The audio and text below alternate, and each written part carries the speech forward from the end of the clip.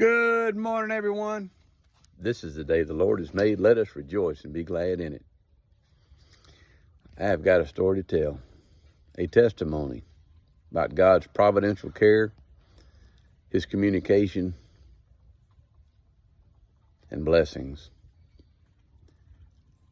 I don't know how you spent your Thanksgiving this 2025. Mine was bringing my brother-in-law in his broke-down truck, one back there, back from Santa Rosa, New Mexico. This adventure began on Tuesday. As I was waiting for the leaves to dry up so I could go out and go work, I get a phone call. And Adriel's broke down, his probably blown head gasket in his truck.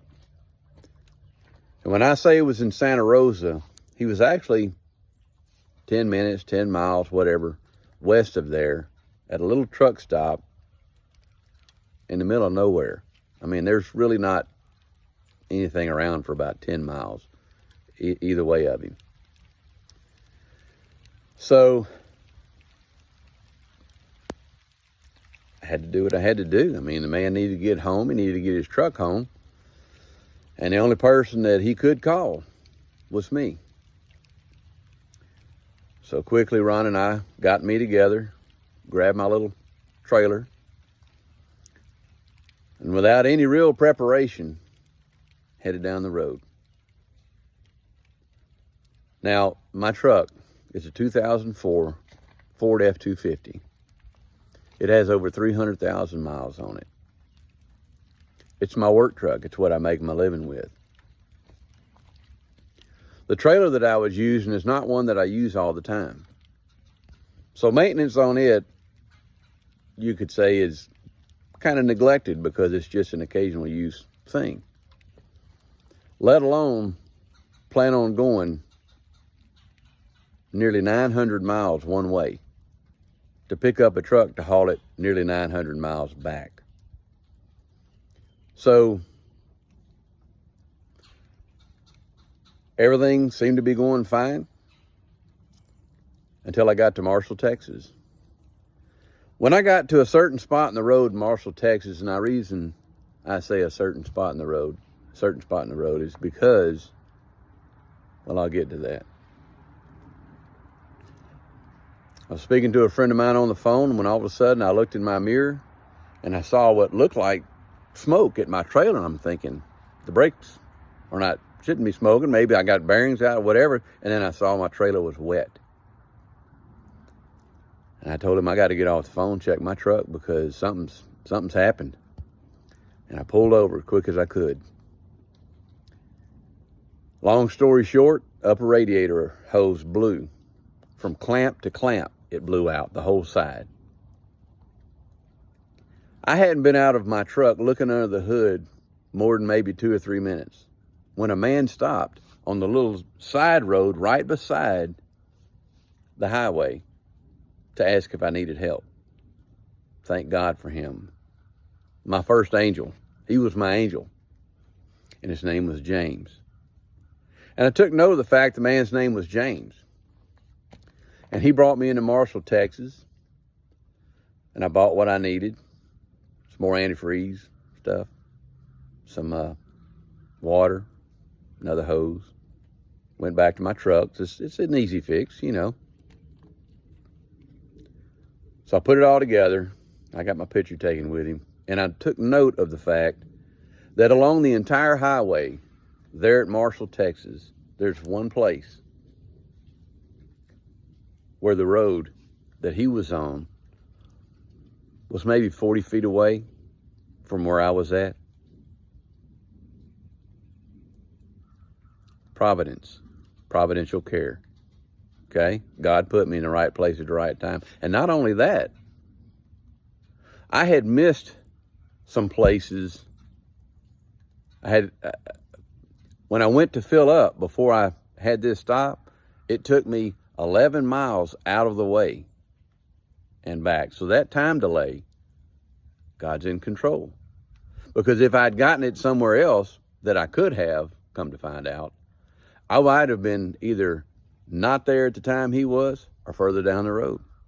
So God's timing is perfect. There's a proverb that says, a man may plan his course, but it's the Lord who determines his steps. So James helped me out. Now, I think everything's good. Got the hose replaced, heading down the road, because the truck didn't overheat until I'm heading down the road, and it starts overheating. I'm like, what is going on? I get out and I check, and I see water pouring out of my engine. I hadn't gotten past Marshall, Texas, so I had to turn in another exit to get there. Went back to the place, determined it was my water pump had gone out, and I needed to get to a hotel somewhere. And understand, a lot of what I'm telling you, I can't really remember a lot of it because there was so much happening and so much pressure to get down the road, and not only do I have to get Adriel, I still have to make it home. So I make it to Decatur, Texas, to a hotel around about 10:30 that night.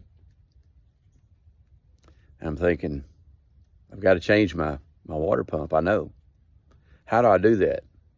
Because I'm going to if I can turn the camera around, I want to show you. Well, I don't know how to turn it around while I'm making this video. So what I will do is I will show you this tool is a custom handmade tool that I made myself for the sole purpose of taking the fan clutch off of my engine. It was here in Louisiana. Now you look at that. You don't just find one of these anywhere. There's a spinner that goes right behind. It goes over the water pump, and the spinner has a bunch of little holes in it. Now, I listen to God. God tells me things. It's not like he said, now Stacy, do this. He just lets me know. I call it unction, okay? When where I was, where James found me, there was a bungee cord on the ground. And I knew I needed that bungee cord. So I put it in the back of the truck. But all night long, that Tuesday night into Wednesday, I'm rolling in the bed trying to figure out how am I going to get this fan clutch off? Because if I can't get the fan clutch off, I don't change the water pump. If I don't change the water pump, I don't know how I'm going to make it home. How am I going to carry enough fluid to get me 7 hours? I was at this point at least 7-8 hours away from my home in my work truck that I make a living with. Well, I got online and found there was an AutoZone. It wasn't 2 miles away. It had a pump I could use. Okay. Roll in the bed trying to figure out what do I have in my truck, because I keep things in my truck.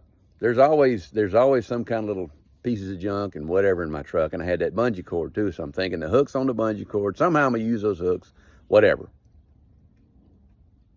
The next morning, I get up, I have breakfast, and I think, I need to have enough fluid because I don't know how much I've lost. I don't know how much I'll need to fill the engine back up because it takes over 7 gallons of coolant. So I found a Dollar General store, and I go to the Dollar General store. I get there about 10 minutes before they open. So while I'm waiting in the parking lot for them to open, Ron and I are talking on the phone. And I'm telling her what's going on, filling her in, and told her I said the next place I needed to go was the AutoZone, and I happened to look in the mirror on my door. The AutoZone was across the street. And I had to cry a little bit because what a relief, okay? So I tootled on over there, and I walked in and I talked to the young man who was the manager. His name was Noah. Another name in the Bible. And as I've told this story repeatedly, things come out to me. Noah dealt with a flood, right? Well, I had a lot of stuff coming out. I was flooding the road with my coolant. Rain, okay? It was bad. But I asked him, I said, can I work on my truck here? You know, he said, sure. He said, people have done worse. So I start digging into the truck, draining the fluids out, all that stuff. Thinking, how am I going to get this water pump off of here? How am I going to get this clutch off of this thing? So, you know the little yard signs that you see, and they got the two little legs sticking down, little wire? Well, I had some of that in the back of my truck. So I look under my hood, and on either side where the batteries are, there's two little holes in the metal. So the first one I took, this is one of the legs for one of those yard signs. See the hooks? So I hooked in to the spinner, made my way over to the hole, found where I needed to bend it for the other side, and hooked it in. I had an adjustable wrench that I could use to undo it, but I'd rented one of the tool sets from the AutoZone to just in case they had the little spanner wrench that would hold this in place, but they didn't. So they had a little wrench in there that worked for me. Got the fan clutch off, got everything changed.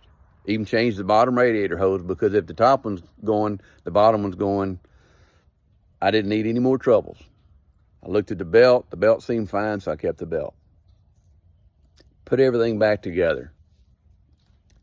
I had let Adriel know that it was looking like I wasn't going to be able to make it up there.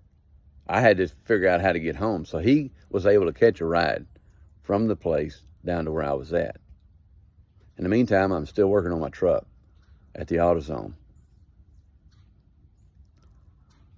I get it all put back together, so I go take it for a drive around the block, and it was just so convenient. It was just take out the parking lot, turn right, go up about a half mile, turn right again, go up maybe a mile or so, turn right again and come up and turn right again, and I'm back at the AutoZone. I get out and I'm still leaking. It's my radiator. I got to get a radiator. So I go inside and I tell the guys I need a radiator. We don't have one, but there's one 12 miles away. And the man who brings me there, who works at AutoZone, his name is Jacob. Now, Jacob is what Israel's original name was. How many tribes of Israel? 12. So we had to go 12 miles so I could get a radiator. Went and got the radiator, brought it back, put it in. By this time, Adriel's finally made it down here. Get it all put back together, get in, go drive it around, come back. I'm still leaking. There's a hose that comes out from underneath. Now, I've been looking at my reservoir, my boil-off reservoir, and I'm looking at the seam thinking, maybe I've got something coming, because the way the spray pattern was, it seemed like it might have been that. But no, it turned out it seemed there's a hose set up. There's a Y pipe underneath there. Hose goes to the engine. Another hose goes to the firewall. Another hose goes to this boil-off reservoir. But the way it's put together looked like one of the clamps, the plastic clamps that holds one of the hoses on, was spitting out coolant when it was under pressure. So I went and bought one of those. Put it on there. Took it for a drive around, seemed like it was okay. I don't think I discovered my last leak until we were down the road. Because we went and grabbed something to eat, and I'm like, we have got to get your truck. We'll go in that direction and see what happens. By the way, one of the other young men who was in the store, the AutoZone, his last name is Job. Remember, Job was tested. So we're heading down the road. We get up a bit. I said, well, let's check it. And because I could see a little steam coming out, and sure enough, there's water leak. Now, I'd been looking at the seam where the top and the bottom of the reservoir come together, thinking maybe I've got some sort of spit going on there. No, as it turns out, the whole top of my reservoir has a crack from front to back. Even down there where it screws on, it crosses there, and the cap screws on, it crosses over the top of it toward the back. I told Adriel, I said, as long as what's in the engine stays in the engine, we're good. We'll be able to make it. We'll lose some because of the reservoir, but we'll make it. And I have a leak in the back of my engine I have not been able to find or get to or fix. So I knew that was there.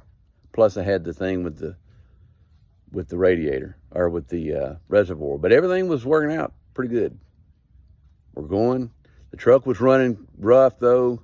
I think when it overheated, it carboned up the injectors pretty good, because in cruise control, even with an empty trailer, when you'd hit a hill and it wanted to accelerate, it jerk a little bit, wouldn't run smooth. So I had to drive with my foot a lot.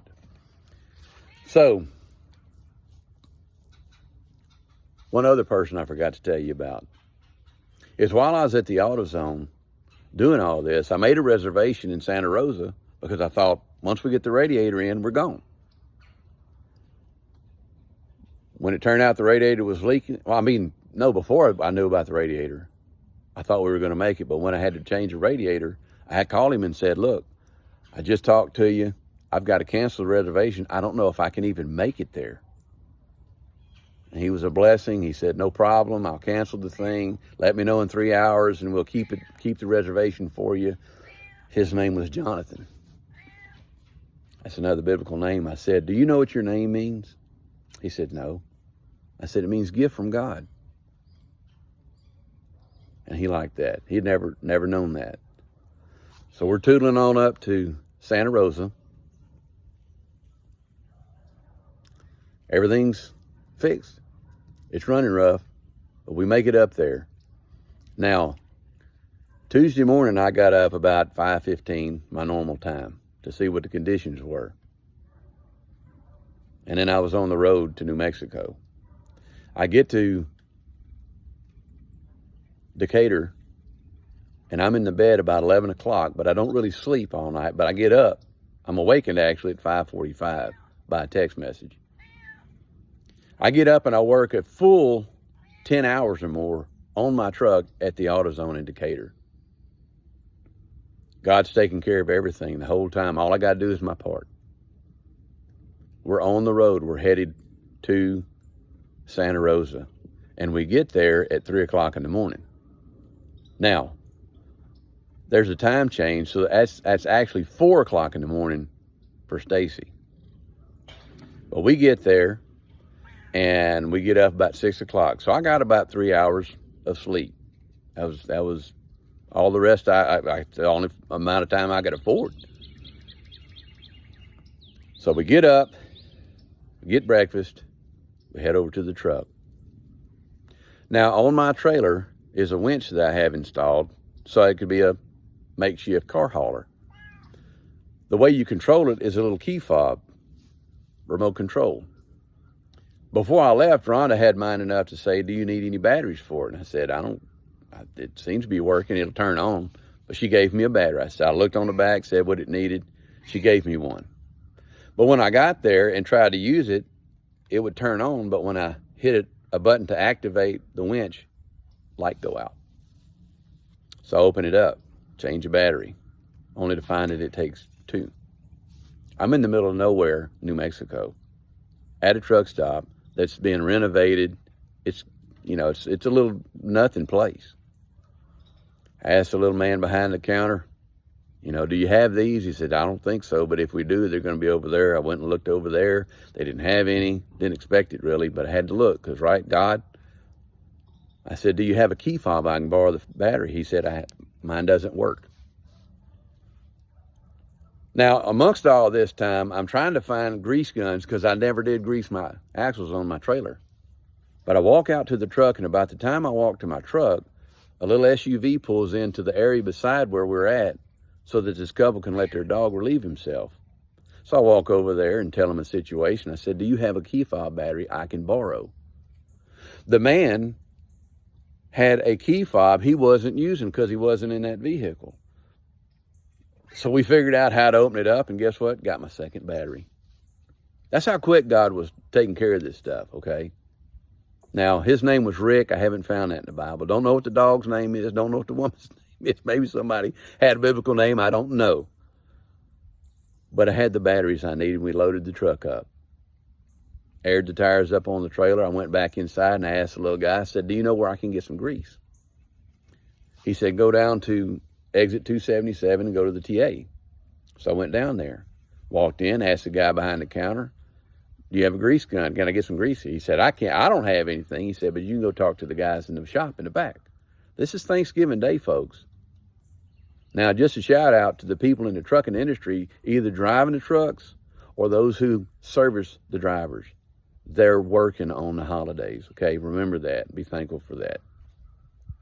So I go walk toward the shop, meet up with the guy working there, and I tell him the situation. He said, if you can wait a couple of hours, you can get one of the bays and we can, put grease in there. I don't have a couple of hours. I'm already delayed as it is. So he said, well, try the shop next door. So I go over there. When I get to it, it looks closed. There's nobody in the front. Nothing's open in the front. So I drive around back. Got to go the full distance, right? The man just locked the door and was walking to his truck when I pulled up to him and told him what my situation is. He said I'd have to open the shop all the way back up. I said, if you'll do this for me, I'd really appreciate it. After all that I've gone through, I really need to make sure I got grease in these things, okay? And he did. He opened it up, backed the trailer up to the bay. He pulled out a big old grease gun. It's on wheels. And I took the stuff off of my axles to be able to grease it up, and I had the one tire that I was most concerned about, the tire and the wheel, the bearings, the Allemite was broke off. The grease fitting. So I said, well, I'll try something. He brought me a grease zerk, and I couldn't get it screwed in. I said, well, maybe I can just hold it on there and get some grease in there. So I did it, but when I hit it, it shot back out pretty quick, but it didn't look like it went where it needed to go. So he brought I cleaned it up and found that it was broke off. It was still in there. I couldn't get it out with a little screwdriver, so he brought an easy out, and he broke his easy out. But no problem. He said they're junk anyway. Easy outs break easy. So I jacked the trailer up, took the bearing out, pushed the wheel back on there enough where I could fill up that whole cavity with grease, and then press the bearing back in with the washer. Put it back all together, close it up. I put some extra grease in the cap just to have some extra in there. Put it all together. Rolled smooth, no slack. We're golden. I asked him, because his name was Chris. I said, Chris, is that short for Christopher? He said, yeah, that's my name. My name's Christopher. I said, do you know what your name means? And he gave a definition. I wish I could remember what he said, because I'd heard it before, but I said, your name means Christ offerer. Christopher means Christ offerer. So if you've been paying attention, God's been giving me God winks all this time. All through this whole experience. I didn't go looking for this stuff, but I look for these things. I listen for when God has something to tell me. Oh, back about the bungee cord. Putting the truck on the trailer and being able to fish this chain through the suspension parts on his truck, that's where the bungee cord came in. Because you couldn't get your fingers in there good. So I could fish that through, hook the chain, and pull it through. God provides. Jehovah Jireh. Constant prayers all the way home. My truck never overheated. I decided, with it running as bad as it was, maybe I need to clean the injectors. Bought some injector cleaner, only to discover I really actually had some in the back of my truck. But, you know, when you lose something, if you want to find it, go buy another one. That's theme in my life. But the truck started running better. It went down to, even with an empty trailer, less than 9 miles to the gallon. So with the truck on there, it would have to go even lower than that, right? Running bad. My second to last tank was nearly 12 miles to the gallon because I kept putting this injection cleaner through there. There was a point in time where my fan, the fan is electric, and it started running 100% of the time instead of going on and off like it would normally do. So I said, I need to put some coolant in there. And I did. I added about a gallon and a half or two of coolant and came the rest of the way home. We got home about 2 o'clock in the morning, Friday morning.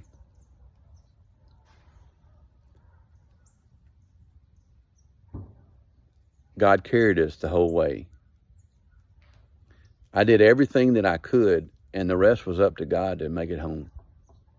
The only thing missing is I've lost a couple of hubcaps off my truck, because let me tell you something, the roads in New Mexico are not like the roads in Texas or even in Louisiana. They're rough. But that's a testimony for you folks. That is a true Thanksgiving testimony for us of the thankfulness of God's providential care and His love and His protection. And I hope that you can draw out of this story, you can trust God. He's got you. You got to do your part. The rest is up to Him. He did everything I couldn't do. I only could do what I could do. So that's my story, and I'm sticking to it. I love you. Appreciate you being here. God bless.